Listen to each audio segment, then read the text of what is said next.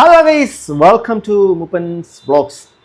അപ്പോൾ ഗൈസ്, കഴിഞ്ഞ ദിവസം ഞങ്ങൾ ഇങ്ങനെയൊക്കെയാ അതിലുള്ള നമ്മുടെ ദീപ്തി ടീച്ചറിൻ്റെ, നമ്മുടെ സീതത്തോടിലെ സ്വന്തം ദീപ്തി ടീച്ചറിൻ്റെ കല്യാണവുമായിട്ട് ബന്ധപ്പെട്ടുള്ള വീഡിയോ അവർക്ക് നേരെ സോഷ്യൽ മീഡിയക്കകത്ത് കമൻറ്റ് ബോക്സിൽ അഴിഞ്ഞാടുന്ന കുറേ ഫേക്ക് കമൻറ്റോളി കൂട്ടം അനാവശ്യങ്ങൾ പറഞ്ഞ് പ്രചരിപ്പിച്ചതൊക്കെ നമ്മൾ ഇന്നലെ വീഡിയോയിൽ റിയാക്ട് ചെയ്തിട്ടുണ്ടായിരുന്നു. അപ്പോൾ ആ ഒരു വീഡിയോ ഞാൻ ചെയ്തു. നിങ്ങളിൽ പല ആൾക്കാർ കണ്ടിട്ടുണ്ടായിരിക്കും. കണ്ടിട്ടില്ലാത്തവർക്ക് വേണ്ടിയിട്ട് വേണമെങ്കിൽ ഞാനത് കമൻറ്റ് ബോക്സിൽ പിൻ ചെയ്ത് വെച്ചേക്കാം, ഒന്ന് കാണുക. ആ കമൻറ്റ് ബോക്സിൽ നമ്മുടെ സാക്ഷാൽ ദീപ്തി ടീച്ചർ വന്ന് കമൻറ്റ് ചെയ്തിട്ടുണ്ട്. ആ കമൻറ്റ് ഞാൻ വായിക്കാം. അതിന് പുറമെ നമ്മുടെ ശ്രീമതി റാണിയക്ക റാണിയക്കയെക്കുറിച്ച് അറിയാത്തവരും അറിയുന്നവരുണ്ട്. അവരെ നമുക്കിന്ന് ഈ വീഡിയോയിൽ കാണാം. പിന്നെ ചിലർക്കുള്ളൊരു മറുപടി വ്യക്തമായി ആദ്യം ദീപ്തി ടീച്ചർ തന്നെ പറയുന്നുണ്ട്. അത് നമുക്ക് കേൾക്കാം. എൻ്റെ കമൻറ്റ് ബോക്സിലിട്ട കമൻറ്റാണ്. നിങ്ങൾ ആ വീഡിയോ താഴെ പിൻ ചെയ്ത് വെച്ചിരുന്ന കമൻറ്റ് വീഡിയോ പോയി നോക്കിയാൽ നിങ്ങൾക്ക് കാണാൻ വേണ്ടിയിട്ട് പറ്റും. സഹോദരൻ എന്നൊരു വാക്ക് ഞാൻ പറഞ്ഞിട്ടില്ല. കഴിഞ്ഞ വീഡിയോയ്ക്കകത്ത് ഞാൻ മെൻഷൻ ചെയ്യുന്നുണ്ട്, ആ കമൻറ്റിനകത്ത് ഉണ്ട്. കാരണം അവർ ഇപ്പം വിവാഹം കഴിച്ചിരിക്കുന്ന അദ്ദേഹത്തിനെ സഹോദരനാണെന്ന് പറഞ്ഞിരുന്നു എന്നൊക്കെ പറഞ്ഞിട്ടാണ് ആരോപണം. അപ്പോൾ അതിന് മറുപടിയായിട്ടാണ് ദീപ്തി ടീച്ചർ തന്നെ വന്ന് പറയുന്നു, സഹോദരൻ എന്നൊരു വാക്ക് ഞാൻ പറഞ്ഞിട്ടില്ല എന്നാണ് ഞാൻ കരുതുന്നത്. പറഞ്ഞിട്ടുള്ള ആ വീഡിയോ ഏതാണെന്ന് പറയാമെങ്കിൽ എനിക്കിവിടെ കാണാമായിരുന്നു. അങ്ങോട്ട് പറഞ്ഞു കൊടുക്കും മൂപ്പ എന്ന് പറഞ്ഞിട്ട് ടീച്ചർ വന്ന് കമൻ്റ് ഇട്ടു. സ്വാഭാവികമായിട്ട് ടീച്ചർ അന്ന് കമൻറ്റ് ഇട്ടതിന് വളരെ സന്തോഷം. ടീച്ചർ ഇത് കാണുവാണെങ്കിലും നിങ്ങൾ ഹാപ്പി ആയിരിക്കുക. ഈ ജലപ്പനങ്ങൾ എന്താണ് ബാർക്കിംഗ് ഡോഗ്സ് അവർ കുറച്ചുകൊണ്ടിരിക്കട്ടെ എന്ന് വിചാരിക്കുക. അല്ല പിന്നെ എന്തായാലും ദീപ്തി ടീച്ചറിന് പങ്കാളിക്ക് ഒരാൾ വിവാഹ മംഗളാശംസകൾ കിട്ടിയ സമയത്തിൽ ഗ്യാപ്പിൽ ഞാൻ അവരോട് നേരിട്ട് പറയുകയും ചെയ്തു. ഓക്കെ, ഇന്നലത്തെ ആ കമൻറ്റ് ബോക്സ്, അതായത് എൻ്റെ ആ വീഡിയോയുടെ താഴത്തെ കമൻറ്റ് ബോക്സില്ലാത്ത കമൻറ്റുകളാണ്. ഈ കമൻറ്റുകൾ എത്രമാത്രമാണ് എന്നുള്ളത് സൂചന എന്തെന്നറിയാമോ? ഇവരെ വെറുക്കാനുള്ള കാരണം ഇവരെ സ്നേഹിക്കുന്ന ഒരുപാട് ആൾക്കാർ അവർക്ക് പറ്റം ചേർന്ന് കൂടെ ഉണ്ട് എന്നുള്ളതാണ്. റാണിയൊക്കെ പോലുള്ള ആളോട് എനിക്ക് സ്ട്രെയിറ്റ് ആയിട്ട് എനിക്കൊരു വെല്ലുവിളിയുണ്ട്. അത് ഞാൻ ഈ വീഡിയോയുടെ അവസാനം ഞാൻ പറയും. മറ്റുള്ള ടീംസ് പറയുന്നത് പോലൊന്നുമല്ല, സ്ട്രെയിറ്റ് ആയിട്ട് റാണിയൊക്കെയോട് നേരിട്ടാണ്. അത് നമുക്ക് ആദ്യം ഈ കണ്ടോ, എനിക്ക് ഒത്തിരി ഇഷ്ടമാണ് അവരെ. ഞാൻ തുടക്കം മുതലേ കാണുന്നത് ഇഷ്ടം പോലെ കമൻറ്റ്സ് ഇങ്ങനെ കിടക്കുവാണ് ചാകര പോലെ. ആ കമൻറ്റ് എൻ്റെ കമൻറ്റ് ബോക്സിനകത്ത്, എൻ്റെ കമൻറ്റ് ബോക്സ്, എൻ്റെ വീഡിയോയുടെ താഴെ ആ പിൻ ചെയ്ത് വെച്ചേക്കുന്ന കമൻറ്റ്. ഓക്കെ. അപ്പോൾ ഇതാണ്. ഇനി അടുത്ത് നിങ്ങൾ ആ ഒരു സാമൂഹിക വിപത്തായിട്ടുള്ള ഈ അക്കയെ, നമ്മളിപ്പോൾ കഴിഞ്ഞ ദിവസം ഇപ്പം അന്ന് എന്താണ് കാട്ടാനകളെ, കുങ്കിയാനകളെ കൊണ്ട് കാട്ടാനകളെ മെരുക്കി നാട്ടിലേക്ക് കൊണ്ടുവന്ന് പിന്നെ അത് നമ്മുടെ നാട്ടാളാനെ കുങ്കികളായിട്ടൊക്കെ തന്നെ ഉപയോഗിക്കുന്നുണ്ട്. കാട്ടിൽ കിടന്ന് വിഹരിച്ച് സ്വതന്ത്രമായിട്ട് വിഹരിച്ച് കിടന്ന് നല്ല ആന, അത് നമ്മൾ ആനയെ പ്രയോഗമല്ല, എന്നാൽ നമ്മുടെ സമൂഹത്തിൽ ജീവിക്കുന്ന ചില ഈ കാട്ടാനകൾ, അതായത് അവർ ശരിക്കും പറഞ്ഞാൽ നമുക്ക് സാമൂഹിക വിപത്തുകളാണ്. അതിൽ പെടുന്ന ഒരു സാധനമാണ് ഈ പറയുന്ന ശ്രീമതി എന്നൊക്കെ പറയുന്നത്. നമ്മൾ ഒരാളെ ബഹുമാന സൂചകമായി കൊടുക്കുന്നതാണ് അല്ലേ. കുപ്രസിദ്ധ സൈബർ ഗുണ്ട, ഓക്കെ, കുപ്രസിദ്ധ സൈബർ ഗുണ്ട നമ്മുടെ റാണിയക്ക. ഈ റാണിയക്കയെ കുങ്കിയാനകൾ പോയി എന്താ പറയുക കുത്തി വീഴ്ത്തുന്ന ഒരു കാഴ്ചയുണ്ട്. അതിനു മുമ്പ് ഒരു കാര്യം കൂടെ, ഇന്നലെ ഈ ടീച്ചറുടെ കല്യാണത്തിന് ഇന്നലെയും ഇവരുടെ അനാവശ്യ കമൻറ്റുകൾ ഒന്ന് വായിക്കാം. അതും കൂടെ വായിച്ചതിന് ശേഷം നേരെ നമുക്ക് ഈ ടീച്ചറിനല്ലല്ലോ നമ്മുടെ ഈ കാട്ടാൻ, അതായത് മതം പൊട്ടി നടക്കുന്ന സൈബർ ഗുണ്ടയെ പിടിച്ചു കെട്ടുന്ന കാഴ്ച കാണാം. അവർ കഴിഞ്ഞ ദിവസം ഇട്ട കമൻറ്റാണ്. പാവങ്ങൾ തമ്മിൽ ഒരു പരിചയമില്ല, 2 വർഷം അവിടെ വീട്ടിൽ താമസിച്ചെന്നേ ഉള്ളൂ. പാവങ്ങൾ തമ്മിൽ ആലുവ മണപ്പുറത്ത് വെച്ച് പോലും കണ്ട പരിചയമില്ല. നമ്മളൊക്കെ തെറ്റിദ്ധരിച്ചതാ. പാവങ്ങളെക്കുറിച്ച് ആരും ഒന്നും പറയരുത്. അവളുടെ ഈ നല്ല സ്വഭാവം കൊണ്ട് അവളുടെ ഒരു ബന്ധം തകർന്നേ ഉള്ളൂ. ഇനി രണ്ടാമത്തവൻ കള്ളു കുടിക്കാത്ത നല്ലവനായതുകൊണ്ട് ഇതും സന്തോഷപ്രദമായിരിക്കും എന്നാണ് അവൾ പറയുന്നത്. ഏത് കുടിക്കാത്തവനായാലും ഇവിടെ സ്വഭാവത്തിന് 6 മാസം തികച്ചു നിർത്തുന്ന ദൈവത്തിന് അറിയാം. എന്തായാലും അവൻ പറഞ്ഞു വിടത്തില്ലായിരിക്കും, ലോട്ടറി അടിച്ചതല്ലേ, എങ്ങനെയും ഒക്കെ ജീവിക്കട്ടെ. കേട്ടോ പറയുന്നത് കേട്ടോ. നമ്മുടെ അക്കയെ നമുക്ക് വഴിയെ കാണാം. നാട്ടുകാർ അവിഹിതമില്ലെന്ന് പറഞ്ഞ് അങ്ങ് കണ്ണടയ്ക്കുക, ഒന്ന് സന്തോഷത്തോടെ ജീവിക്കട്ടെ, അവളുടെ അഹങ്കാരമൊക്കെ കുറച്ച് ഒതുങ്ങട്ടെ. പിന്നെ നട്ടലില്ലാത്തവനായതുകൊണ്ട് വലുതായിട്ടൊന്നും ഒതുങ്ങത്തില്ല. അഥവാ ഒതുങ്ങിയില്ലെങ്കിൽ അവനെ ഒതുക്കാൻ അവൾക്കറിയാം, എക്സ്പീരിയൻസ് ഉള്ള ആളല്ലേ. ഈ തള്ള എന്താ പറയണ്ടേ? ഇവർ കഴിഞ്ഞ ദിവസം ഈ ദീപ്തി ടീച്ചറിന് എഗെയിൻസ്റ്റ് ആയിട്ട കമൻ്റാണ്. ഇനി നമുക്ക് ഈ തള്ളയെ പിടിച്ച് കെട്ടുന്ന വീഡിയോ നമുക്ക് കാണാം. അതായത് ഇത് നമ്മുടെ VR ലവ് എന്ന് പറയുന്ന ഒരു ഫാമിലി വ്ളോഗറാണ്. ഇദ്ദേഹത്തിൻ്റെ വയ്യാത്ത സുഖമില്ലാത്ത ഭാര്യയും കുഞ്ഞിനെ അടക്കം ഭയങ്കരമായിട്ട് മോശം പറഞ്ഞു എന്നുള്ള രീതിയിലാണ് കുറേ നാളിന് മുമ്പ്, എൻ്റെ ഓർമ്മയിൽ 1-2 വർഷമാണെന്ന് തോന്നുന്നു, ഞാൻ ഇദ്ദേഹത്തിൻ്റെയൊക്കെ അന്ന് കുറേ വീഡിയോസിലൊക്കെ വിമർശിച്ചിട്ടൊക്കെ ഉണ്ട്.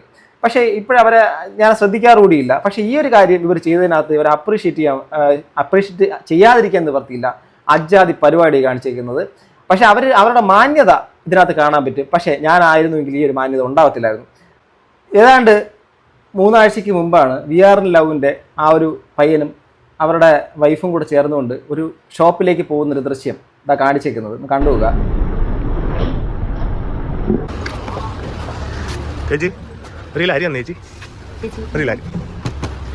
ആ ഇതാണ് നമ്മുടെ സാക്ഷാൽ അക്ക. 1 കിലോ അരി തന്നെ ചേച്ചി എന്ന് പറഞ്ഞിട്ട് ഇവർ കയറി പോകുമ്പോഴും അവിടെ അപ്പോഴും ആ പലചരക്കടയിൽ ജോലി ചെയ്യുന്നതാണ് കേട്ടോ. ഞാൻ പലചരക്കടയിൽ ജോലി ചെയ്തിട്ടുള്ള ആളാണ്. അത് പറയുന്ന വലിയ സഹതാപത്തിനൊന്നും വേണ്ടില്ല, എനിക്ക് പഠിക്കാൻ വേണ്ടിയിട്ട് സാഹചര്യം ഭയങ്കര ബുദ്ധിമുട്ടായിരുന്നു. അങ്ങനെ ഞാൻ എൻ്റെ ഏതാണ്ട് +2 കാലം മുതൽ ഡിഗ്രി വരെ പഠിച്ചത് മൊത്തം ഒരു പലചരക്കിൽ ജോലി ചുമടെടുത്തിട്ടാണ് കേട്ടോ. അത് ഞാൻ നിങ്ങളെ ഇൻസ്പയർ ചെയ്യാനുമല്ല, സഹതാപത്തിന് വേണ്ടിയിട്ടൊന്നുമല്ല. അതിനുശേഷം ഞാൻ പഠിക്കാനുള്ള സാഹചര്യം ഇല്ലായിരുന്നു, അതുകൊണ്ട് പഠിച്ചു. അപ്പം അതേ പലചരക്കടയിൽ ഒരു ലേഡി ജോലി ചെയ്യുന്നതാണ് കാണുന്നത്. ഓക്കെ, അതിൻ്റെ ബുദ്ധിമുട്ട് എനിക്ക് മനസ്സിലാവും. പക്ഷേ ഇവർ ഈ പലചരക്കടയിൽ നിന്നിട്ടും ആ ഫോണിൻ്റെ അകത്ത് കുത്തിക്കൊണ്ട് ഇവർ ഈ വന്ന് കയറി അവർ 1 കിലോ അരി എടുക്കാൻ വേണ്ടിയിട്ട് പറഞ്ഞപ്പോൾ അവരുടെ മുഖം ഇരിക്കുന്ന ഇരിപ്പ് കാണണം. കണ്ടോ? ഇതാണ് അവർക്ക് മനസ്സിലായി.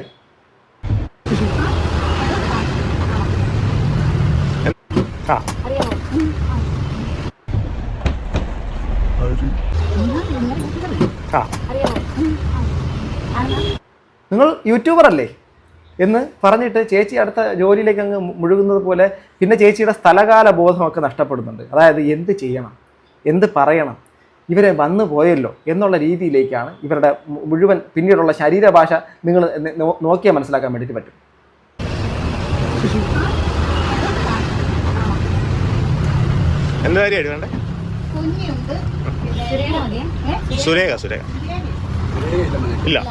വേറെ ആരാണെങ്കിലും പോയിട്ട് ഇത്രയും മാതിരി തെമ്മാടിത്തരങ്ങളും അനാവശ്യമൊക്കെ വിളിച്ച് എഴുതി വെച്ച ഒരാളെ സംബന്ധിച്ചിടത്തോളം അവർ നേരിട്ടെങ്ങാനും കണ്ടിട്ടുണ്ടെങ്കിൽ നിങ്ങളാണെങ്കിൽ എന്താ ചെയ്യുക?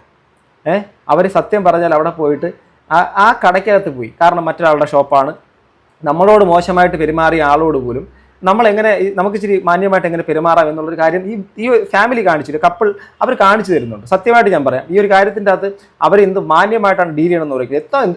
ഒരു ഇതുമില്ലാതെ ഫോണിൻ്റെ അകത്ത് ചുമ്മാ കുറ്റി പിടിച്ചിരുന്ന് ഒരു കമന്റ് ഇട്ട് ആൾക്കാർ ഇങ്ങനെ അധിക്ഷേപിക്കുക.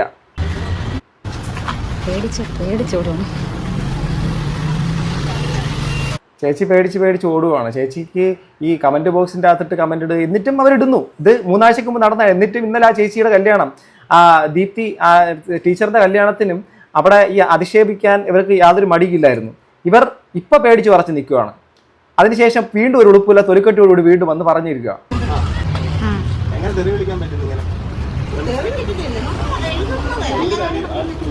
ഇല്ലല്ലേ,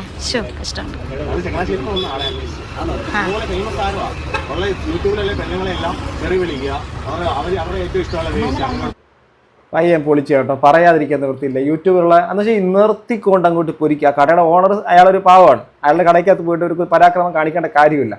അവിടെ നിർത്തിക്കൊണ്ട് പറയുകയാണ്. അത് കേട്ടോണ്ട് നോക്കിക്കൊണ്ട് നോക്കിയാണ്. അങ്ങോട്ട് നോക്കിയേ, കണ്ടോ?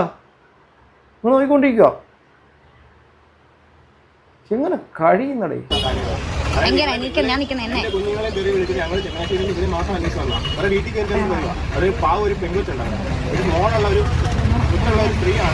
ആലോചിച്ച് നോക്കണം, ഒരു മകളുണ്ട്, ഒരു മകളുടെ അമ്മയാണ്.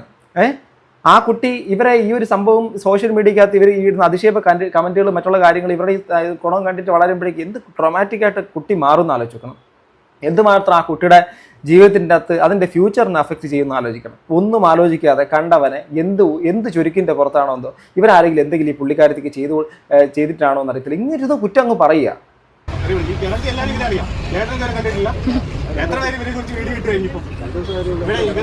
ഇവിടെ വന്നിട്ട് ഒത്തിരി ആയില്ല, 2 ദിവസമായേ ഉള്ളൂ.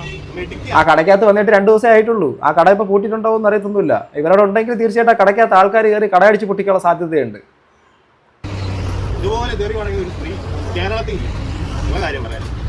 അത്ര അനുഭവിച്ച് 3 വർഷമായിട്ട് ഇവരെ മാത്രം അന്വേഷിച്ച് നടക്കുന്നത്.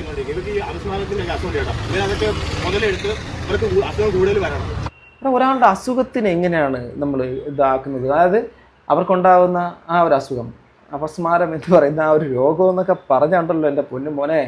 അത് എൻ്റെ അച്ഛൻ്റെ ലാസ്റ്റ് ഡേയ്സിൽ അദ്ദേഹം ഭയങ്കരമായിട്ട് മദ്യപിക്കുന്ന ഒരാളായിരുന്നു. അവസാന കാലഘട്ടത്തിൽ അദ്ദേഹം കിടപ്പിലായി. ആ കിടപ്പിലായ സമയത്ത് ഇടയ്ക്കിടയ്ക്ക് അദ്ദേഹം ഇത് വരുന്ന സമയത്ത് അദ്ദേഹം അനുഭവിക്കുന്നൊരു വിഷമം, അദ്ദേഹത്തിൻ്റെ വായിൽ കൂടെ വരുന്ന നുരാപത ഇതെല്ലാം കണ്ടിട്ട് സത്യം പറഞ്ഞാൽ നമ്മൾ ആദ്യമായിട്ട് കണ്ടപ്പോൾ ഞങ്ങൾ ഞെട്ടിപ്പോവുകയും പിന്നെ ആ ഒരു സാധനം നമുക്കത് കാണുമ്പോൾ ആ വ്യക്തി അനുഭവിക്കുന്ന വേദന കാണുമ്പോൾ സത്യം പറഞ്ഞാൽ നമ്മൾ ഒരു നിമിഷം ചിന്തിച്ചു എന്തിനും ഇങ്ങനെ അനുഭവിക്കുന്നു എന്ന് തോന്നിപ്പോവും.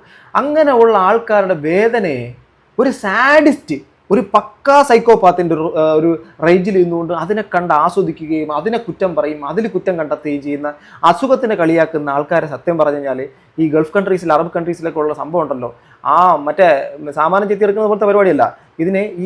ഇതേപോലത്തെ രീതിയിൽ ഇവരെ വല്ല ഷോക്ക് കൊടുത്ത് അതുപോലത്തെ ഒരു റേഞ്ചിലേക്ക് കൊണ്ടുപോയിട്ട് അങ്ങനെ ചെയ്യണം.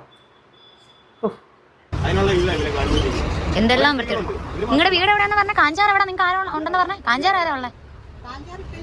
ഇപ്പൊ അറിയില്ല. കാഞ്ചാർ ഇപ്പം എനിക്ക് അറിയില്ല, മുമ്പൊക്കെ എനിക്ക് ആൾക്കാരുണ്ടായിരുന്നു. അമ്മച്ചിയുടെ കിളി പോയി നിൽക്കുവാണ് കേട്ടോ. ഇവരിങ്ങനെ ഇന്ന് കയറി പോകുന്ന യാതൊരു ഇതുമില്ലായിരുന്നു. പക്ഷെ അതിനുശേഷം അതിനുശേഷം ഇവിടെ ഈ വീട്ടിലേക്ക്, അതായത് ഈ ലേഡിയുടെ വീട്ടിലേക്കൊക്കെ പോകുന്നുണ്ട്. ആ വീട്ടിലേക്കൊക്കെ പോയിട്ടാണ് അമ്മയുടെ നമ്പർ ആ കുട്ടിയെടുത്ത് ആ വീടൊക്കെ പോയി കണ്ട്. വളരെ സാധാരണ കുടുംബം, വളരെ കഷ്ടപ്പാട് അനുഭവിക്കുന്ന ഒരു സ്ത്രീയാണ് ഈ സ്ത്രീ. അവരെന്നിട്ടും അവരുടെ ആ ഒരു മകളും ഉണ്ട്. ആ മകൾക്കൊക്കെ ചെറുതായിട്ട് കാര്യങ്ങളൊക്കെ അറിയാമെന്ന് പറയും. ആ കുട്ടിയുടെ കഥയിൻ്റെ മറവിലൊക്കെ മറഞ്ഞു നിന്നുകൊണ്ടൊക്കെയാണ് സംസാരിക്കുന്നത്. ആലോചിച്ച് നോക്കണം, എന്ത് നാണക്കേടാണ്. സ്ത്രീയെ തുടക്കത്തിൽ ഞാൻ പറഞ്ഞില്ലേ, നിങ്ങൾ ഏതൊക്കെയോ യൂട്യൂബേഴ്സിനെ ഇപ്പോൾ ഗോപ്രോ മച്ചാനെയോ ഒക്കെ വെച്ചിട്ട് നിങ്ങൾ അനാവശ്യം ദീപ്തി ടീച്ചറിനെ കുറിച്ചൊക്കെ പറഞ്ഞു എന്നൊക്കെ പറയുന്നു. നിങ്ങൾക്ക് ഒരു തന്ത മാത്രമാണുള്ളത്. ഞാൻ വേറെ ഒന്നും കൊണ്ട് പറഞ്ഞാൽ ഒരു തന്തയിൽ സയൻറ്റിഫിക്കലി ബയോളജിക്കലി അങ്ങനെ സംഭവിക്കുള്ളൂ. അതാണെങ്കിൽ നിങ്ങൾ അനാവശ്യം മറ്റുള്ളവരെ ഈ പറയുന്നത് പോലെ നിങ്ങൾ എന്നെ ഒന്ന് പറ. ഇത് വെല്ലുവിളിയായിട്ടെടുക്കാം, എന്തുമായിട്ടെടുക്കാം. നിങ്ങൾ ചെയ്യും. ഞാൻ ഇത്രയേ പറയുന്നു, നിങ്ങളത് ചെയ്യും. നിങ്ങൾ എന്നെക്കുറിച്ച് പറ, നിങ്ങൾ പറ, അത് നിങ്ങൾ പറ. എൻ്റെ കമൻറ്റ് ബോക്സിലോ നിങ്ങൾ എൻ്റെ കമൻറ്റ് ബോക്സിൽ ഇട്. നിങ്ങൾ എന്നെക്കുറിച്ച് മോശം പറ, നിങ്ങൾ പറ. വേറൊന്നും കൊണ്ടല്ല. ഈ കളിക്കുന്നത് ഈ ചില ആൾക്കാരുടെയൊക്കെ തലയിലേക്ക് ചെന്ന് കയറി കഴിഞ്ഞാൽ അവർ വിട്ടുപോവുകയും അവർ മിണ്ടാതിരിക്കുകയും ഒക്കെ ചെയ്യുന്നത് എഴുതിയിട്ട് എല്ലാവരും അങ്ങനെ ആവണമെന്നൊന്നുമില്ല. സത്യമായിട്ടും ഇത് വേറൊന്നും കൊണ്ടല്ല. ഇത് ഞാൻ ഇത്രേ പറയുന്നുള്ളൂ. അനാവശ്യം പറയുന്നതിനകത്ത് ഇപ്പം ആ VRN ലവിലുള്ള ആ പയ്യൻ കാണിച്ച മാന്യതയോ അല്ലെങ്കിൽ ദീപ്തി ടീച്ചർ കാണിച്ചുകൊണ്ടിരിക്കുന്ന മാന്യതയോ എല്ലാവരും കാണിച്ചെന്ന് വരത്തില്ല. ചിലപ്പം അനാവശ്യങ്ങൾ പറയുന്നതിന് ചില ആൾക്കാരുടെ സൈഡിൽ നിന്നൊക്കെ നല്ല രീതിയിലുള്ള റെസ്പോൺസ് ഉണ്ടാകും. ഞാൻ അത്രേ പറയുന്നുള്ളൂ, ഞാൻ വേറെ ഒന്നും പറയുന്നില്ല. ഇവർക്കെതിരെ കേസ് കൊടുത്തിട്ടുണ്ട്. ആ കേസിൻ്റെ മറ്റ് പരിപാടികളും കാര്യങ്ങളൊക്കെ നടക്കുന്നുണ്ട് അക്കയുടെ. അപ്പോൾ അക്ക ആളും തരവും നോക്കി കളിച്ചാൽ ഇനിയെങ്കിലും മര്യാദയ്ക്ക് ആ കൊച്ചിനെ വളർത്തി മര്യാദയ്ക്ക് ജീവിക്കാനുള്ള വഴി നോക്കും. പലചരക്കടയുടെ ബുദ്ധിമുട്ടും ജീവിക്കാനുള്ള സാഹചര്യം എൻ്റെ അമ്മയൊക്കെ ഞങ്ങളെ കഷ്ടപ്പെട്ട് വളർത്തിയത്. ഞാൻ എൻ്റെ വീഡിയോയിൽ ഒരു 100 വീഡിയോയിലെങ്കിലും ഇത് പറഞ്ഞിട്ടുള്ളത്. ഈ പറച്ചിലിൽ കഷ്ടപ്പെട്ടെന്നൊക്കെ ആ വരുന്നുണ്ടല്ലോ, അത് ആ കഷ്ടപ്പാട് കണ്ടിട്ടാണ്, അത്രമാത്രം കഷ്ടപ്പെട്ടിട്ടാണ്. ഒരു ഇൻഡിപെൻഡൻ്റ് ആയിട്ട് നിന്നുകൊണ്ട് ഒരു സ്ത്രീ, ഒരു അയൺ ലേഡിയെ പോലെ എൻ്റെ ഫ്രണ്ടിൽ കിടന്ന് കഷ്ടപ്പെട്ട് ജോലി ചെയ്ത് ഞങ്ങളെ വളർത്തിയത് കണ്ട് അങ്ങോട്ട് നോക്കിയേ, എൻ്റെ രോമം വരെ എണീറ്റിക്കുക എൻ്റെ അമ്മ. മനസ്സിലായോ? കണ്ണ് പോലും നിറയും അതൊക്കെ പറയുമ്പോൾ. നിങ്ങളുടെ മകൾ നിങ്ങളെക്കുറിച്ച് എങ്ങനെ അഭിമാനത്തോടെ സമൂഹത്തിൻ്റെ മുമ്പിൽ സംസാരിക്കും? നിങ്ങൾ സ്ത്രീയല്ലേ? സ്ത്രീയല്ലേ എന്ന് പറയുന്നത് അഭിമാനം കൊണ്ടാണ് പറയുന്നത്. നിങ്ങൾ സ്ത്രീയല്ലേ? പുരുഷന് എത്രമാത്രം ഇത് സമൂഹത്തിലുണ്ടോ അതിനെക്കാട്ടും ഒരു പടി മുകളിൽ തന്നെയാണ് സ്ത്രീയുടെ സാധനം. പക്ഷേ പല സ്ത്രീകളും ആ ഒരു സാധനത്തിനെ മോശമാക്കി ഉപയോഗിക്കുന്നുള്ളത് മാത്രമേ ഉള്ളൂ. അവരെ നമുക്ക് വിട്ടേക്കാം. പക്ഷേ ബഹുമാനം അർഹിക്കുന്ന അമ്മമാരും നമ്മുടെ ഉൽപ്പത്തിയിലെ കാരണമായ അമ്മമാരെയും അതിൻ്റെ ഒരു ഭാഗമല്ലേ നിങ്ങൾ? ഒരു മകളുടെ അമ്മയല്ലേ നിങ്ങൾ? നിങ്ങൾക്ക് സാമൂഹികമായിട്ടുള്ള ചില കടമകളും കാര്യങ്ങളൊക്കെ ഇല്ലേ? കണ്ടവൻ്റെ ജീവിതത്തിൻ്റെ അകത്ത് കയറി നിങ്ങൾ എന്തിനു കുറ്റം പറയണം? നിങ്ങൾക്ക് അഭിപ്രായ വ്യത്യാസമുണ്ട്, വിമർശിച്ചോളൂ. വിമർശനം ആർക്കാ ചെയ്യാൻ പറ്റാത്തത്? വിമർശിച്ചോളൂ. അതിന് നിങ്ങൾ എന്തിനാണ് അസുഖത്തിനെ കളിയാക്കുന്നത്? എന്തിനാണ് ആൾക്കാരുടെ വ്യക്തിപരമായി അധിക്ഷേപിക്കുന്നത്? എന്തിനാണ് അവരുടെ ജീവിതത്തിൻ്റെ അകത്തേക്ക് നിരന്തരം പുറകെ നടന്നുകൊണ്ട് അവരെ ഛിന്ന ഭിന്നമാക്കുന്ന രീതിയിലേക്ക് മോശം അസുഖത്തിനടക്കം കുറ്റം പറഞ്ഞുകൊണ്ട് നടക്കുന്നത്? എന്താണ് സ്ത്രീയെ നിങ്ങൾ ചെയ്യുന്നത്? നിങ്ങളുടെ എന്ത് തരത്തിലുള്ള ഒരു തരത്തിലാണ് നിങ്ങളുടെ ആ മകൾ നിങ്ങളെ അംഗീകരിക്കേണ്ടത്? ആ കുട്ടി എങ്ങനെ എൻ്റെ ഈ വാക്കുകൾ കേൾക്കണേ എന്തുമാത്രം വേദനിക്കും. എൻ്റെ പൊന്നുമോളെ നീ കേൾക്കുവാണെങ്കിൽ എനിക്കും 2 കുട്ടികളുള്ളതാണ്. വിഷമിപ്പിക്കാനോ ഒന്നിനും പറഞ്ഞതല്ല. പക്ഷെ നിൻ്റെ ഈ മോളുടെ ഈ അമ്മയുണ്ടല്ലോ, ഈ അമ്മ കാരണം കുറേ അധികം ആൾക്കാർ ഇങ്ങനെ ചുറ്റും കിടന്ന് ഇങ്ങനെ വേദനിക്കുന്നുണ്ട്. പക്ഷെ മോളുടെ അമ്മ ട്രീറ്റ്മെൻറ്റിൻ്റെ പോലും അതിൻ്റെ കടന്നു പോയിക്കൊണ്ടിരിക്കുന്ന ഒരു സ്റ്റേജിലാണ്. അത് ആരെങ്കിലും അതിനുള്ള ട്രീറ്റ്മെൻറ്റ് ഇങ്ങനെയാണെങ്കിൽ അത് കൊടുക്കും. ഇനി ഈ വാല് പൊക്കിക്കൊണ്ട് നടക്കുവാണെങ്കിൽ. സത്യം ഇത്രേ പറയുന്നുള്ളൂ. ഇവർ ഈ പറയുന്ന സ്ഥലങ്ങളെല്ലാം അതായത് ഇവരിപ്പം ഈ ഇദ്ദേഹം പോയി എന്ന് പറഞ്ഞ സ്ഥലത്തും ഇതെല്ലാ സ്ഥലങ്ങളിലും എനിക്ക് അത്യാവശ്യം നല്ല രീതിയിൽ ഫ്രണ്ട്സ് ഉണ്ട്, നല്ല ബന്ധങ്ങളുണ്ട്. അതുകൊണ്ട് അമ്മച്ചിക്ക് പറ്റുവാണെങ്കിൽ അങ്ങ് ഞാൻ അങ്ങോട്ട് ഓപ്പൺ ചലഞ്ചാ, പറ്റുവാണെങ്കിൽ എന്നെക്കുറിച്ച് അനാവശ്യം പറ, ബാക്കി അപ്പം നമുക്ക് നോക്കാം. ഇത്രയേ ഉള്ളൂ. സോ ഇതുപോലുള്ള സാമൂഹിക വിപത്തുകളെ അകറ്റി നിർത്തുക. ഇവർക്കൊന്ന് മറുപടി കൊടുക്കാൻ വേണ്ടിയിട്ട് പോകരുത്. പക്ഷേ ഇത് കഴിഞ്ഞ ദിവസം ഈ കമൻറ്റ് ഇട്ടു, അതിനുശേഷം ദീപ്തി ടീച്ചർ താഴെ എൻ്റെ കമൻറ്റ് ബോക്സിൽ വന്ന് സംസാരിക്കുന്നു. അതോടൊപ്പം തന്നെ അവരുടെ എന്താണ് സഹോദരൻ എന്ന് പറഞ്ഞു എന്നുള്ള രീതിയിലേക്കുള്ള കാര്യങ്ങൾ പറഞ്ഞു. അങ്ങനെയുള്ള വീഡിയോ ഉണ്ടെങ്കിൽ അങ്ങനെ കണ്ടെത്തിയ ആൾക്കാർ ആ കമൻറ്റിൻ്റെ ആ വീഡിയോ ഏതാണെന്നുള്ളത് താഴെ എൻ്റെ കമൻറ്റ് ബോക്സിൽ ഒന്ന് പങ്കുവയ്ക്കും. നിങ്ങൾക്ക് ഇതിനെക്കുറിച്ച് എന്താണ് അഭിപ്രായം പറയാനുള്ളത് താഴെ കമൻറ്റ് ബോക്സിൽ. അടുത്തൊരു വീഡിയോ വീണ്ടും കാണുന്നത് ഗൈസ്, ബൈ.